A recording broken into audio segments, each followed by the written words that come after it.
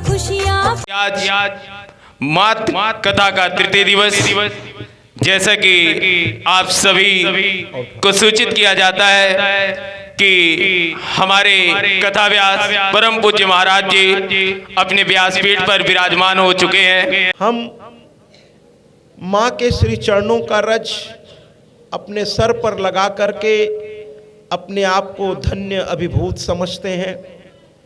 हे माँ, तुझे मेरा नमन।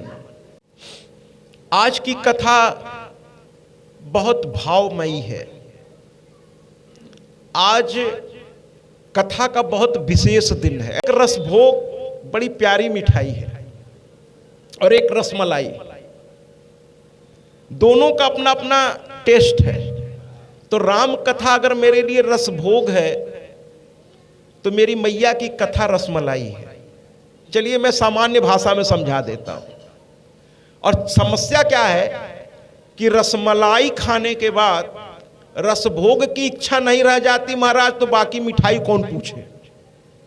अर्थात मैंने जीवन के उस चरम सुख को उसी राम के आशीर्वाद से प्राप्त कर, क्योंकि राम ने ही मुझको रास्ता दिखाया कि किष्किंधा में जब वो पहुंचे हैं और जब सीता की खोज में चारों तरफ बानर सेना चल पड़ी है तो राम खाली बैठे थे।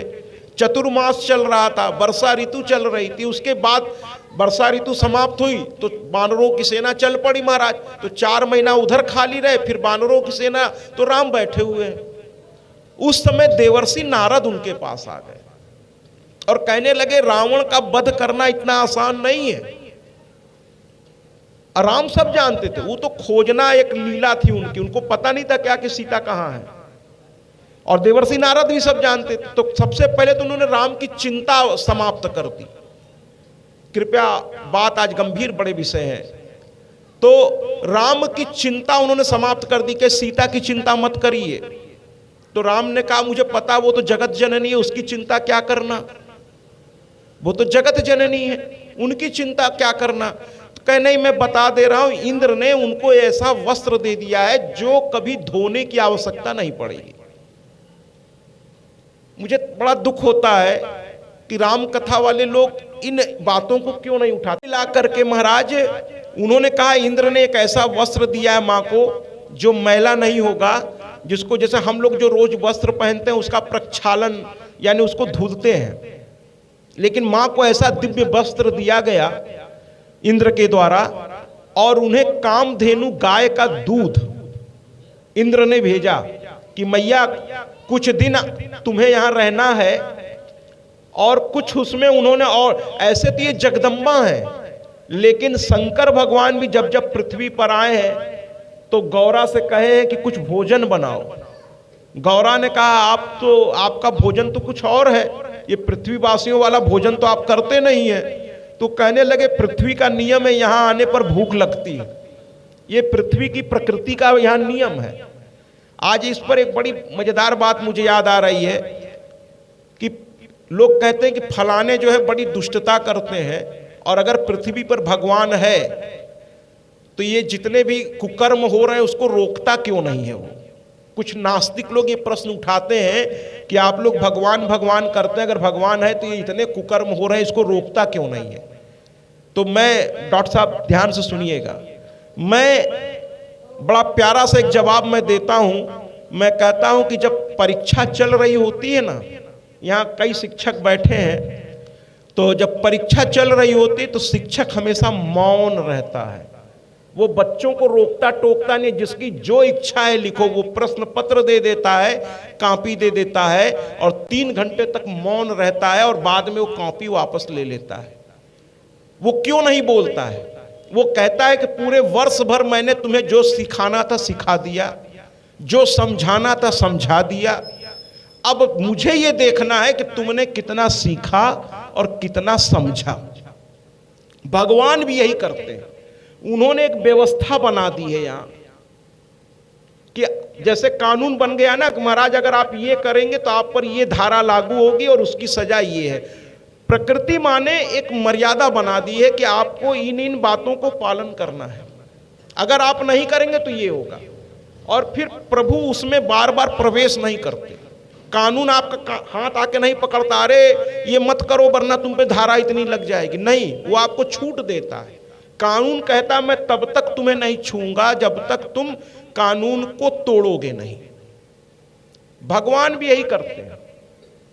और अगर और गहराई में जाइए, थोड़ा और दर्शन शास्त्र में जाइए, और गहराई में, तो हर व्यक्ति को जो सजा मिलती है नाना प्रकार की, वो उसके ही कर्मों का नतीजा है। कुछ लोगों को इस पे एतराज होगा, चूंकि ये लाइव जा रही है, कि महाराज जी आप क्या कहना चाहते हैं कि जो लोगों को तकलीफ दी जाती है क्या वो उसके लायक है?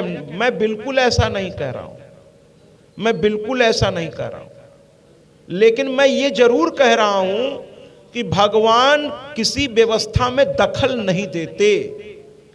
जैसे कैमरा जैसे ही ऑन हो जाता है, जब फिल्म की शूटिंग होती है, तो डायरेक्टर पहले बता देता है हीरो और हीरोइन को कि आपको ये एक्शन यहाँ करना, ये डायलॉग, वो सब लिख के दे देता है, सब तैयारी भी करा देता है, रिहर्सल भी करा देता है। लेकिन जब कैमरा ऑन होता है, शूटिंग का अपनी भाषा होती है, camera on, lights on, sound recording on, और उसके बाद वो कहता है डायरेक्टर, अंत में एक शब्द बोलता है एक्शन, और एक्शन बोलते ही सब चुप हो जाते हैं, केवल जिनको एक्शन करना वही करता है और कैमरा उसको शूट करता है।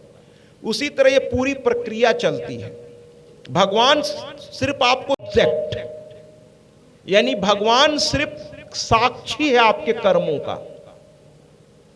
आप क्या कर रहे हैं क्या नहीं कर रहे हैं भगवान देख रहा है, और जैसा करेंगे वैसा फल आपको मिलेगा ही मिलेगा। अगर भगवान फलों के बीच में हस्तक्षेप करते होते, राम कथा प्रेमी आप बैठे हैं, मैं राम कथा का पता नहीं क्यों मेरा मन कर रहा है मैं थोड़ा बीच बीच में उठाता रहूं, तो भगवान के पिता राजा दशरथ, जब उनके भी कर्म की सजा उन्हें मिलने का वो समय आया, भगवान वहां नहीं बीच में अपने को लाए, तो हमारे आपके लिए क्यों लाएंगे महाराज? आप ये उम्मीद करके कभी पूजा करिए ही नहीं कि भगवान हमारे दुख को कम कर देगा। अगर आप ये उम्मीद करके पूजा करते हैं, तो मैं भगवान का एक उदाहरण देता हूं कि दशरथ को श्राप मिला था श्रवण कुमार के माता पिता से, कि जिस तरह से मैं तड़प तड़प करके अपने बच्चे के लिए जान दे रहा हूं, एक दिन तुम भी तड़प तड़प के। भगवान को यह पता नहीं था क्या? पता था, लेकिन दशरथ से अनजाने में जो काम हुआ था उसकी सजा निर्धारित थी, वो प्रकृति की व्यवस्था के अनुसार निर्धारित। इसीलिए मैं लोगों से रात दिन कहता हूं, कर्म करने से पहले डरो। कर्म करने के बाद कुछ तुम्हारे हाथ में नहीं रहेगा। हमेशा कर्म अच्छे करो। ये कर्म क्या है? ये बीज है। अगर इसको जमीन में बोओगे तो इसका फल तुम्हें काटना पड़ेगा। कोई अनुष्ठान, कोई पूजा इसको रोक नहीं पाएगी। तो आप कहेंगे फिर काहे को पूजा करें जब रोके नहीं पाएगी? पूजा इसलिए करना जरूरी है, अनुष्ठान इसलिए करना जरूरी है कि दो इसकी वजह है। एक तो जब वो दुख का समय आएगा तो ये पूजा और अनुष्ठान आपकी ताकत बनकर आपको सहने की क्षमता दे देगा। भागवत में भी परीक्षित ने कभी नहीं कहा कि जब तक्षक डसे तो हमको मौत ना आवे। उन्होंने कहा भागवत हमको इसलिए सुनाइए सुखदेव जी महाराज कि मैं इस कथा में इतना डूब जाऊं कि जब तक्षक काटे तो मुझे पता न चले। उन्होंने मौत से बचने के लिए भागवत नहीं सुनी थी। उन्होंने बस ये कहा था मैं भगवान में इतना डुबा दीजिए मुझको कथा के माध्यम से कि कब मौत आवे मुझे पता न चले, क्योंकि मौत आएगी। मैंने कर्म किया है, एक ऋषि के गले में मरा सांप डाला है, उसका भोगना मुझको पड़ेगा। तो जो जो आप कर्म करते हैं महाराज उसको भोगना पड़ेगा। इसलिए कर्म करने से पहले सोचिए, कर्म करने से पहले सोचिए। दशरथ जी, जब राम को जन्म देने वाला दशरथ और शेष नाग यानी लक्ष्मण जी को जन्म देने वाले दशरथ, भरत और शत्रुघ्न को जन्म देने वाले दशरथ भी तड़प तड़प के प्राण दिए, क्योंकि उनको श्राप मिला था।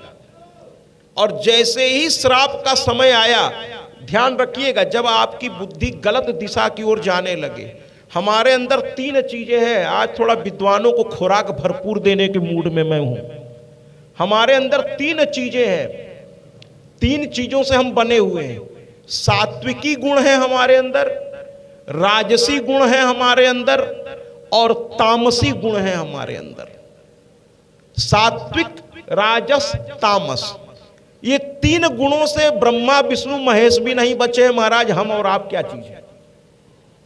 भगवान विष्णु में सात्विकी गुण की प्रधानता है, ब्रह्मा में राजसी गुण की प्रधानता है, और शिव में तामसी गुण की प्रधानता है। अब आप कहेंगे जो यहाँ के जन सामान्य कि आज आप विद्वानों के लिए बोल रहे हैं, वो लाइव जा रहा है, लेकिन हम लोगों को ही समझाइए कि ये क्या है। तो मैं आप लोगों के लिए भी बोल रहा हूं, मैं समझा रहा हूं।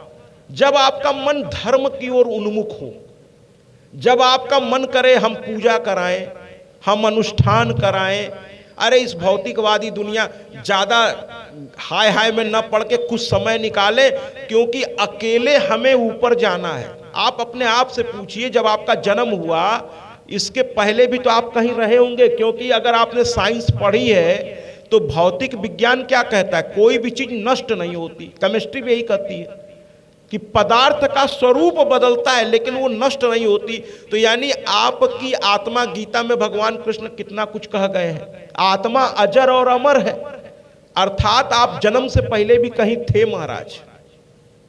फिर अपने कर्म के अनुसार आपका गर्भ तय कर दिया भगवान ने कि अब इसी गर्भ से आप जन्म लेंगे। एक मजेदार और बात बताएं कि अयोध्या में आज पता नहीं राम कथा ही क्यों उठ गई है। अयोध्या में हर राजा को पुत्र नहीं होता था महाराज। एक बार संतों के समाज में मैं बड़ा बैठता हूं, तो संतों ने मुझसे कहा कि आप व्यास हैं और आपकी मैंने कथाएं सुनी है, बड़ी गंभीरता से आप विवेचना करते हैं। आज एक प्रश्न पूछने का हम हाथ जोड़ दिए। हम कह रहे आप संत लोग, आप लोग मुझसे प्रश्न पूछ रहे हैं कि नहीं पूछना है। हमने कहा पूछिए। कहीं ये बताइए कि अयोध्या के राजा क्या इतने वो थे कि उनको संतानें नहीं होती थी महाराज बिना यज्ञ? जानबूझ को उन्होंने छेड़ते हुए मुझे ये प्रश्न पूछ दिया कि माने इतने वो लोग, माने चक्रवर्ती सम्राट थे महाराज, जिनको इंद्र बुलाते थे अपने यहाँ की मेरी मदद के लिए आओ, ऐसे राजा को संतान के लिए गुरु के सामने जाके हाथ जोड़ना पड़ता था। और सामान्य आदमी जो है लाइन लगवा देता है बच्चों की, और राजा महाराजा के यहाँ बच्चे ही नहीं होते महाराज। तो हमने कहा देखिए ऐसा है, आप लोग संत हैं, आपके चरणों को मेरा प्रणाम करते हुए मैं जो मेरी इस छोटी सी बुद्धि में जो बात आ रही है मैं आपको बताता हूं कि जो जन्म का गर्भ तय होता है वो कर्म के अनुसार होता है।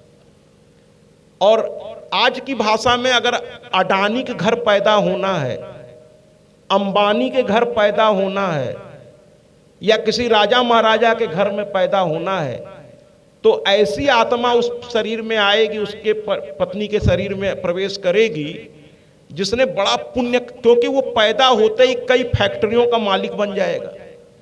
वहां तो पैदा होते ही वो मतलब चांदी का जैसे कहते हैं चम्मच लेके पैदा होना, उसको तो गरीबी पते नहीं चलेगी, गरीबी होती क्या है। तो ये जो बड़े घरों में जो बच्चे पैदा होते हैं ये बड़े पुण्यात्मा होते हैं महाराज। और जो बहुत, मैं प्रयागराज से जब चलने वाला था, सुबह की ट्रेन थी और ठंडक की हालत इतनी बुरी थी महाराज, हम लोग व्यास लोग बड़ा ध्यान रखते हर चीजों का। एक दृश्य देखकर मैं कांप गया, और मैं एक कठोर शब्द यहां इस्तेमाल कर रहा हूं, ऐसे नालायक माता पिता से, देखिए ये शब्द मैं पहली बार कथा में इस्तेमाल कर रहा हूं। मैं कहना चाहता हूं कि अगर आपकी आर्थिक स्थिति अच्छी नहीं है, आप अपने बच्चे को ठीक से लालन पोषण नहीं कर सकते, तो आपको किसने अधिकार दिया है कि किसी आत्मा को पैदा करके उसको दुखी कर दीजिए आप? अगर आपकी आर्थिक क्षमता नहीं है तो किसी बच्चे को आप पैदा करते ही क्यों है महाराज? अब आधुनिक जमाने में तो हम सबको पता है कि बच्चा पैदा करना और नहीं करना ये आपके हाथ में है। मैं थोड़ा अलग तरह का व्यास हूं, खुल के बात करूंगा, मैं शिक्षक रहा हूं और मैंने दृश्य देखा अपने क्या कहते हैं प्रयागराज में, प्लेटफार्म नंबर 10 एकदम किनारे पर है, वहीं से ये गोदान आने वाली थी। हम लोग वहां खड़े थे, भयंकर ठंड, और एक जो प्लेटफार्म पर ही अक्सर रहते कुछ मजदूर टाइप के लोग, तो उसमें से एक पिता और छोटी सी बच्ची, मुश्किल से उसकी उम्र 2.5-3 साल होगी शायद। अब वो प्लेटफार्म पे ही उसकी जिंदगी है। बच्ची के पैर में चप्पल नहीं था और ऊपर से कोहरा इतना ज्यादा गिरा हुआ था कि टेम्परेचर 7 डिग्री सेल्सियस उस दिन था टेम्परेचर प्रयागराज में। हम लोग गर्म कपड़े पहन के भी परेशान थे कि जल्दी ट्रेन आ जाए, एसी बोगी में अपना घुस जाए, ठंडक से बच जाए। हम लोग परेशान खड़े थे वहां कि जल्दी ट्रेन आवे। एसी में जाते ही थोड़ा माहौल दूसरा हो जाता है, हम भगवान से जल्दी ट्रेन आ जाए। और अचानक मैंने क्या देखा कि एक पिता पुत्री जा रहे हैं और वो बच्ची नंगे पैर, देख के मैं रो पड़ा। नंगे पैर और वो पंजों को ऐसे करके उठा के चल रही थी और मैं अंदर अंदर रो रहा था और अपने आप से कह रहा था कि इस बच्ची ने पिछले जन्म में कोई ऐसा कर्म किया कि ऐसे पिता के घर जन्म हुआ जहां एक चप्पल भी नसीब इसको नहीं हो रही है, एक चप्पल भी नसीब नहीं हो रही। मुझे दया आ रही थी, पता नहीं क्या हुआ, मेरे भाव की प्रबलता या जो कह लीजिए, उसके पिता के मन में जो भी आया उसने उसको उठा के गोद में ले लिया। तब मुझे राहत मिली कि इसको थोड़ा आराम तो मिला इस बच्ची को। इसीलिए कोई गरीब जब पैसा वैसा मांगने मेरे पास आते हैं, मैं किसी को खाली हाथ नहीं लौटने देता। मुझे लगता है कि पता नहीं कौन से कर्म का भोग भोग रहा है। सुबह खाना खाया है, शाम को मिलेगा इसको पता नहीं है, तो मैं अपनी ओर से जो मेरे पास रहता मैं निकाल के दे देता हूँ। बहुत से लोग जब कहीं कथा उथा में रहता हूँ तो आयोजक कहता है अरे महाराज ये लोग धंधा बना रखे हैं, आप इनके चक्कर में। हम के ये क्या बना रखे, मुझे इससे लेना देना नहीं है, लेकिन मुझे इनकी मदद करने दीजिए। तो कुल मिलाकर के 10 अयोध्या में पुत्र के लिए यज्ञ इसलिए होता था, सुन लीजिए, वहां आत्मा ढूंढी जाती थी कि इतने बड़े राज्य का उत्तराधिकारी कौन हो, ऐसी कहां आत्मा है, इतनी पुण्यात्मा कहां है जिसको अयोध्या के महारानी के गर्भ से पैदा किया जाए, किया जाता था। और मैं आप लोगों से हाथ जोड़ के कहता हूं, बहुत ध्यान से सुनिएगा, बच्चों को आजकल हम लोग वासना से पैदा कर रहे हैं। इसीलिए आजकल पुत्र नहीं पैदा हो रहा, आजकल लड़का पैदा हो रहा है। पुत्री भी नहीं पैदा हो रही है, आजकल लड़की पैदा हो रही है महाराज, क्योंकि वासना से हम लोग पैदा कर रहे हैं। हम लोग जीवन जीना ही नहीं सीख पा रहे हैं। हम लोग कथाओं में नहीं आना चाहते, कुछ सुनना नहीं चाहते, कुछ समझना नहीं चाहते, अपने व्यवहार में बदलाव नहीं करना चाहते हैं। और बाद में कहेंगे कि ये लड़का तो हमसे लड़ रहा है, ये हमसे इस तरह से कर रहा है। अरे उसको दोस्त तो वो तो जो कर रहा है वो भोगेगा ही भोगेगा, आप चिंता मत करिए, वो भोगेगा।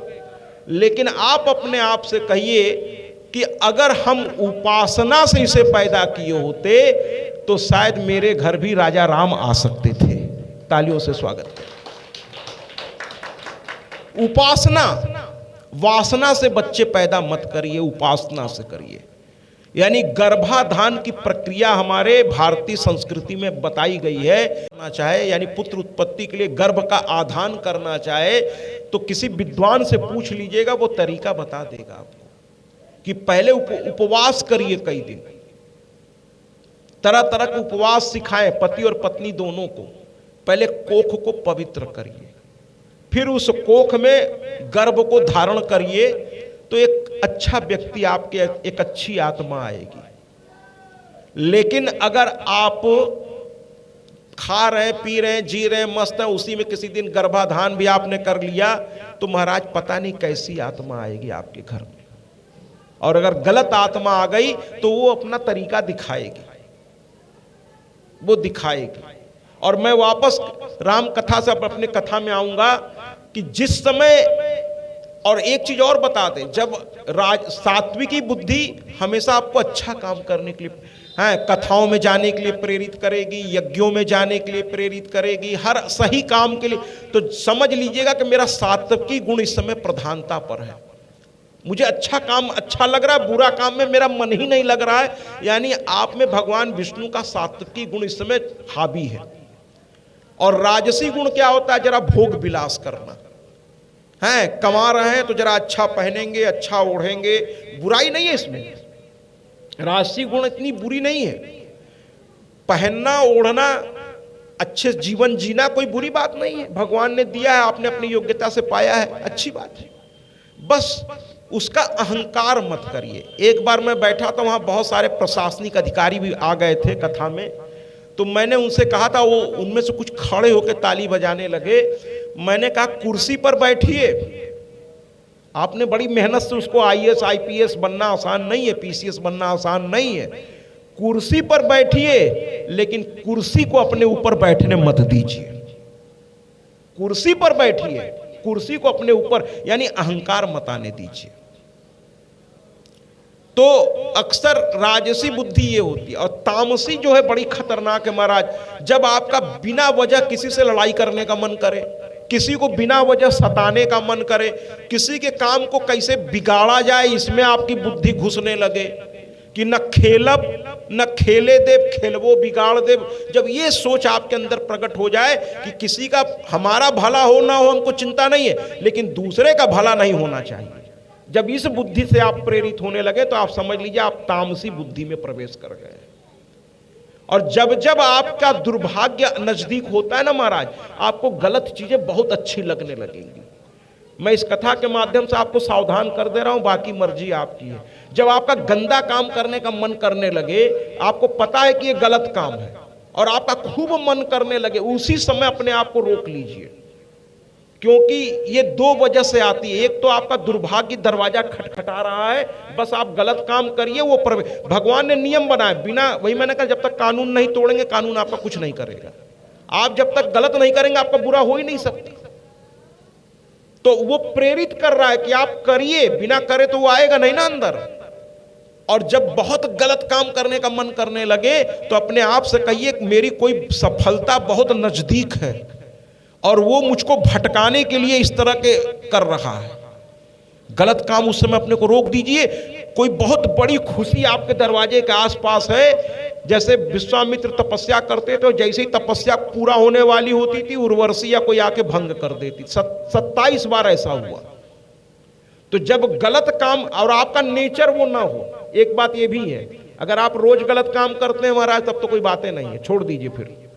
लेकिन अचानक से आपका कोई गलत काम करने का मन करने लगे, अपने को रोक लीजिए। कोई बहुत खुशी है दरवाजे पे आने वाली, जिससे भटकाने के लिए ये लालच आपको दिया जा रहा है, भटकिए नहीं। और दशरथ जी को जब ये दुख होना था, जब ये कालखंड आना था, पता नहीं क्यों आज राम कथा बार बार दिमाग में आ रही है।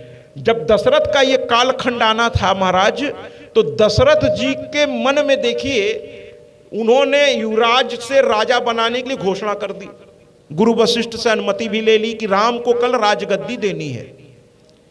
अब वहां से उठे, देखिए यहां तक सब अच्छा हुआ, राम को राजा बनाना है, बहुत अच्छा है, बड़ा आनंद आएगा, है ना। आदरणीय बैठे हैं, राम कथा सुनते हैं, लेकिन उनको एक नया स्वरूप राम कथा को, तो वो भी कहीं गौतम जी की तरह कहने लगे कि आप कहिए ना, है ना, हाँ आप कहिए ना।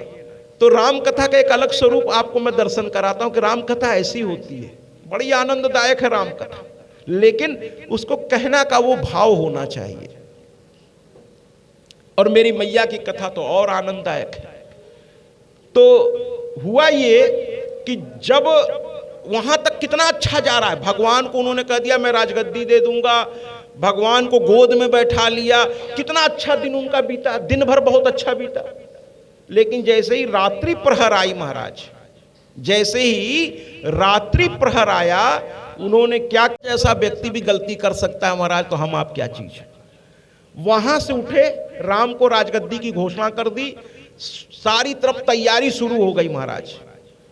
डॉक्टर साहब से भी मैं ये बात कहूंगा कि जब कोई शुभ काम करिए ना महाराज, तो ये ध्यान रखिएगा कि अगल बगल डिस्टर्ब करने वाले बहुत लोग आएंगे, लेकिन आप डिस्टर्ब मत होइएगा, वरना आपका शुभ काम खंडित करने में वो कोई कसर नहीं छोड़ेंगे।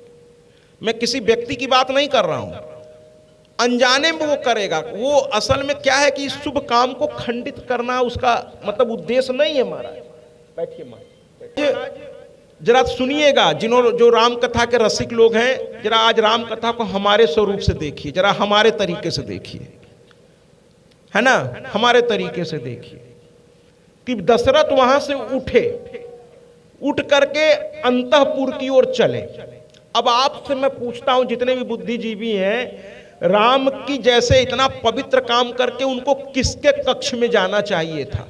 मैं तीनों माताओं को प्रणाम करता हूं, तीनों माता, बल्कि कैकेयी माता तो मेरे लिए सर्वोत्तम है, क्योंकि राम कहते हैं कि जितना कैकेयी ने मुझे प्यार दिया उतना तो कौशल्या भी नहीं दी, है ना? होता है महाराज। कहने लगे कि लंका में जब तक गौरा मौजूद है आप रावण का कुछ बिगाड़ नहीं पाएंगे। तो कहने लगे राम की गौरा मौजूद है, तो कहे हाँ, वो केवल शिव को लेकर लंका नहीं आया है भाई। जहां पति हो गए, लेकिन उनके साथ एक समस्या क्या थी, उनकी एक दासी थी। और जब नकारात्मक आदमी आपके आसपास रहेगा तो वो पता नहीं कैसे आपके मन में कब वो क्या गंदगी भर देगा। क्या मंथरा ने ऐसी गंदगी भरनी शुरू कर दी कैकेयी, क्योंकि कैकेयी रही नहीं, अब कुछ क्षण के लिए उस पर वो चीज हावी हुई। बाद में कैकेयी कितना पछताई है, ये आप कविताओं से देखिएगा कैकेयी कितना पछताई है। बड़े बड़े कवियों ने उन पर लिख डाला है। कैकेयी का पछतावा कोई किसी ने आज तक समझा ही नहीं। रात, अरे कितना वो अभागी निकली कि एक छोटी सी गलती, इसीलिए जिंदगी में गलती नहीं करनी चाहिए, एक छोटी सी गलती ने पति से छुड़वा दिया, खुद का बेटा मां कहने से इनकार कर दिया, और जिसको सबसे ज्यादा प्यार करती थी वो भी चला गया 14 वर्ष के लिए उसके आदेश का। कौन होगा वो? मेरी वो मैया कितना अकेले में रोती थी। जब वो चित्रकूट में राम से मिलने आई तो माँ राम रोने लगे, कहने लगे माँ इतने ही कम समय में इतनी उम्र दराज कैसे लगने लगी। मां राम रोने लगे। और जानते हैं दशरथ जी ने किया क्या? यही गलती तो हम लोग भी करते हैं।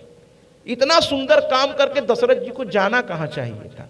जाते कैकेयी के यहां, मुझे कोई एतराज नहीं है, लेकिन कैकेयी के यहां जिस भाव से वो गए, और उस भाव, बाबा तुलसी की लाइन को देखिए ना, इसीलिए मैं कहता हूं कथा विद्वानों से सुनिए। वो शब्दों को उठाएंगे तब समझ में असली कथा आएगी।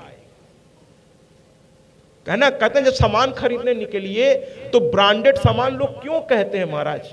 क्योंकि उसकी अपनी एक क्वालिटी होती है, बाकी तो लोकल भी है। मैं किसी को कुछ कह नहीं रहा हूं, इशारे में आपसे कह रहा हूं।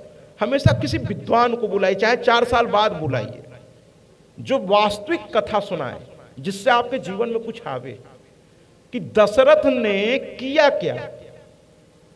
वो कैकेयी के यहां गए, चलिए कोई बात नहीं, कैकेयी के यहां चले गए, लेकिन कैकेयी एकदम गुस्से में कपड़ा वपड़ा सब उतार करके क्रोधित अवस्था में एक अलग वस्त्र पहन करके, जो अपशकुनी वस्त्र था, पहन करके बैठी हुई थी।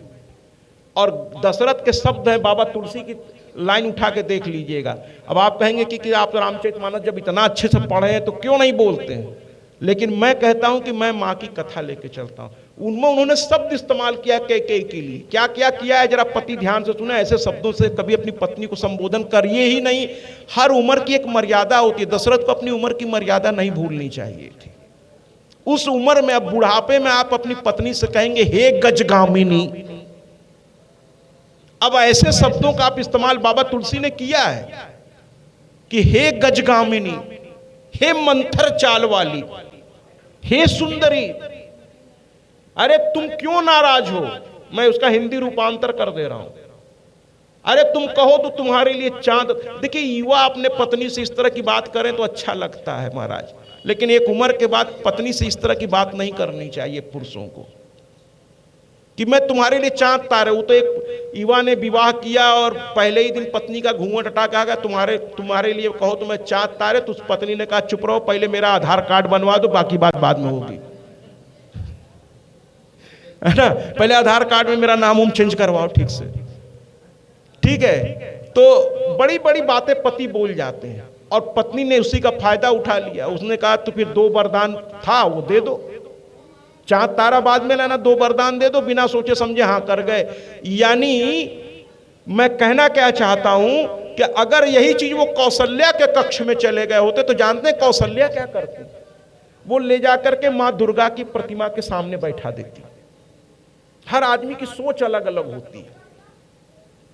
वो मां की भक्त थी, इसीलिए किष्किंधा कांड में राम जब अकेले बैठे थे, देवर्षि नारद ने आकर याद दिलाया कि आपके वंश के देव हैं सूर्य, सूर्यवंशी हैं आप, लेकिन आपकी जो पूजा होती है वो किसकी होती है? माने राम ने भी किसकी पूजा की है?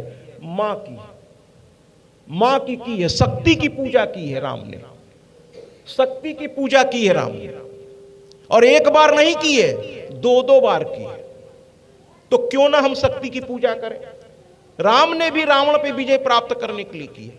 फिलहाल मैं बात कर रहा था कौशल्या, तो वहां नहीं गए वो, और नतीजा क्या निकला? नतीजा ये निकला कि जो नहीं होना था वो हो गया।